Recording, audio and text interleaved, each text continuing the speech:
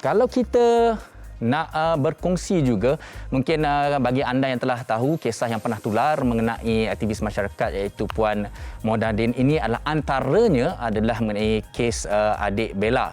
Dan hari ini seperti mana yang saya katakan tadi, apa yang kita akan bincangkan adalah mengenai apakah itu court committal dan bentuk hukumannya, dan selain daripada itu juga pengalaman daripada Puan Mona sendiri. Dan sedikit sebanyak kita ingin memberi informasi bermanfaat dan penjelasan untuk anda, kepada anda. Baik, kita terus saja bersama dengan Puan Monadin dan Cik Muhammad Akmal yang telah pun bersedia di dalam talian. Assalamualaikum.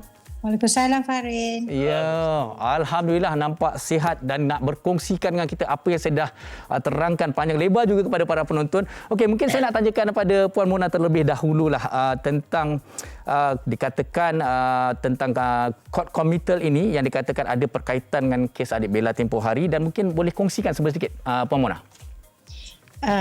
Assalamualaikum semua penonton wanita hari ini. Thank you Farin.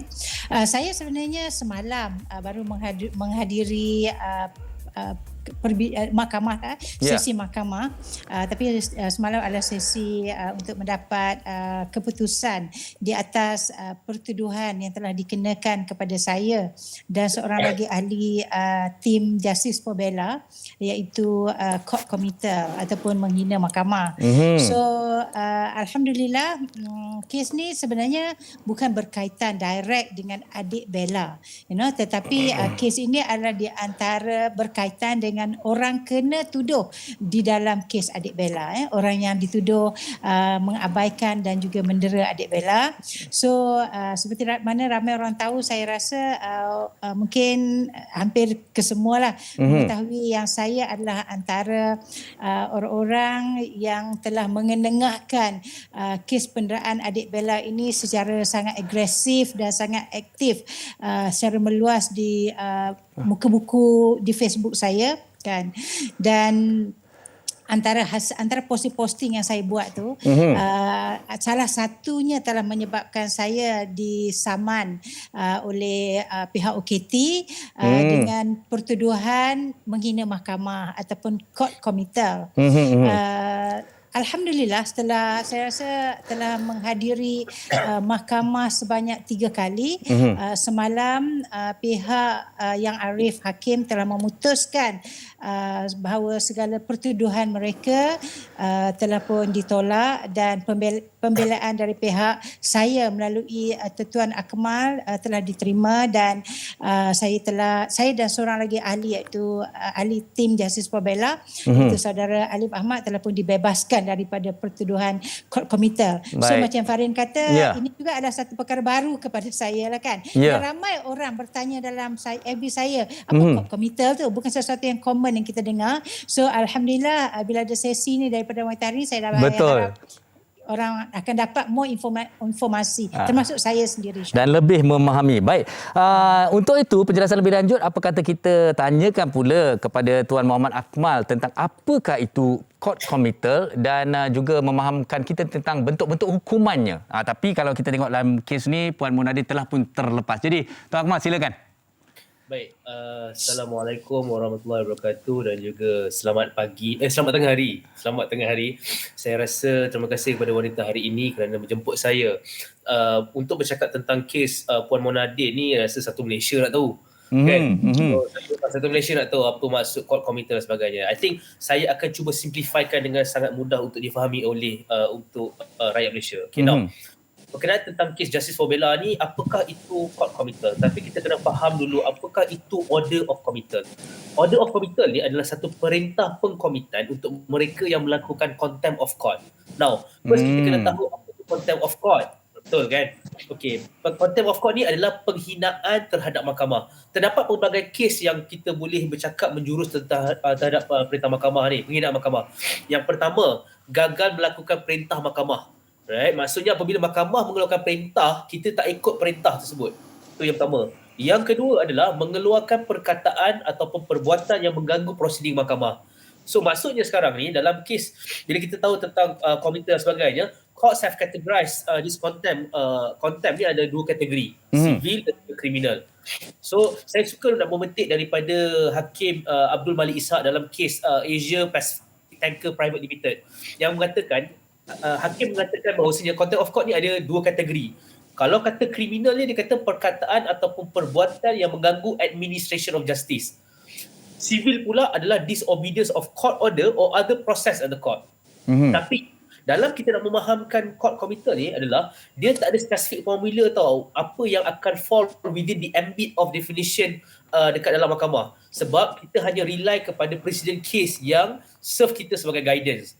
So, court committal untuk saya terangkan sikit lagi dari 2. Silakan. Penjara dan denda ataupun penjara ataupun denda. Faham? Yes, that is actually yang saya boleh terangkan lah. Baik, dan kalau kita lihat sebenarnya bukan saya mengingini mahkamah tapi skopnya juga agak luas dan bergantung kepada apa kes-kes lalu yang boleh dirujuk. Betul Tuan Akmal?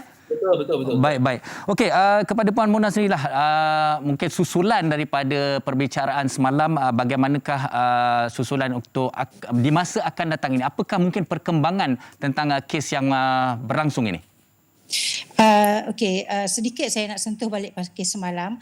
Saya dituduh sebenarnya mengganggu perbicaraan mahkamah lah ya, ataupun selalu orang guna bahasa simpelnya menghina mahkamah lah. Di atas satu posting saya sebenarnya berkenaan dengan kes tuntutan 5 anak angkat oleh OKT. So ini bukan tuntutan kat atas kes Bella, tapi OKT mempunyai anak-anak angkat yang lain selain Bella. OKT dikatakan mempunyai 7 orang anak angkat ya.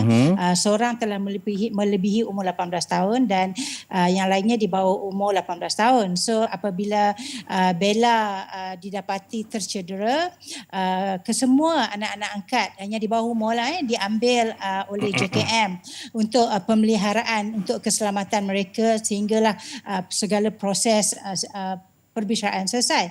So apabila 5 anak angkat bawah umur ni dijaga oleh JKM, so OKT Bella telah menuntut kembali kelima-lima anak angkat ini sebaik saja kes Bella ini sedang di dalam siasatan masa tu Jadi saya tulis posting di FB yang mengatakan saya punya public opinion lah kan, mengatakan saya rasanya lebih baik kalau kita tunggu perbicaraan selesai, hukuman dijatuhkan dan sebagainya. Itu adalah satu komentar peribadi saya dan diskusi umum dengan rakan-rakan kan, sebab kes ini telah pun menjadi public interest kan Farid, betul. Kan seluruh rakyat Malaysia. Jadi kita tidak dapat menghadkan ataupun menegah rakyat daripada berbincang asalkan kita tidak mengulas dengan fakta-fakta yang tidak betul dan sebagainya kan, atau membuat fitnah.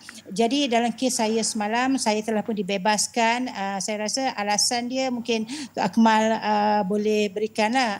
Lebih kurangnya macam itu adalah satu diskusi umum, saya tidak mengganggu pengurusan perbicaraan mahkamah kan. So itu antaranya lah. Ini bermakna Puan Mona pada peringkat awal Puan Mona didakwalah mengganggu proses tersebut oleh pihak defendant.